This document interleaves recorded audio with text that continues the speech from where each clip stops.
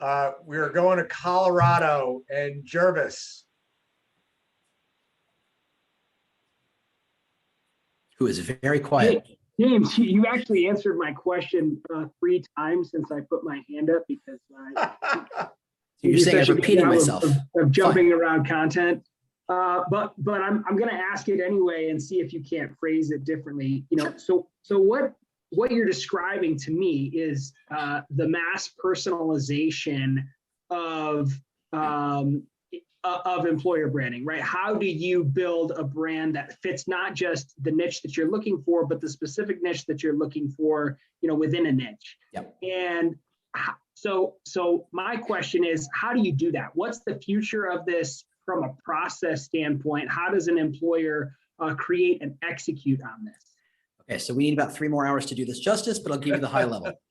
This is where brand architecture really comes into play. And there's a lot of different ways to do this. And right now I'm in the middle of fighting all sorts of fights you don't need to know about. But ultimately it's this idea there's an EVP, which is what do we offer? And under that, there's anywhere from 3 to sometimes 6. I've seen 10 pillars. 10 is way too much, but that company was massive and had multiple sub-brands. So that's a separate conversation. 3 to 6 pillars about what that means and how do you support that promise, what we offer. So let's say what you offer is autonomy. What you're really talking about is some flexibility, some responsibility, drive to your own motivations, da-da-da-da-da.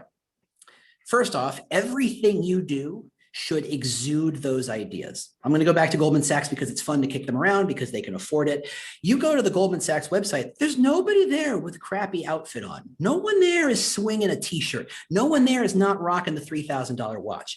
Do they say, come here and you're going to be a millionaire by the age of 32? No. Are they saying it? Oh, you better believe it. Everything they do is geared towards you come here to make the money. We're not saving the world. We're not saving the whales. We're not saving your time. It is cash, my friend. And that is the only thing we measure. And to some people, that's exactly what it is. And then what they do is they say, okay, for that team, for that location, for that person, for that individual, what does that mean to you? What is that? How do you connect that dot personally? How does that resonate with you so that for Goldman Sachs, you can say, look, here's my watch. This is what I'm getting paid. Aren't I wonderful?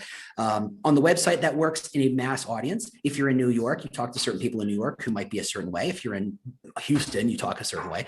It is all about having these North Star ideals that everybody says, okay, if we're all going there, but we're all at slightly different viewpoints, you actually have a parallax situation where you're all at slightly different angles, but you are in fact aligned towards the same idea. So I can talk to Goldman Sachs, talk about Goldman Sachs as someone who works there, and they talk about their incredibly expensive Porsche, and someone else will say, oh yeah, we have a really good corporate social responsibility program. We well-funded. It's like, okay, well, that's different, but not misaligned because they talked about the funding, right? It's how do you see it? How do you perceive it? That's really what it's about, is if you have strong architecture and people understand what that architecture is, and that architecture doesn't need to be public in any way, shape, or form. It's about just, why do you do what you do? You don't walk about saying, I'm here to save the world.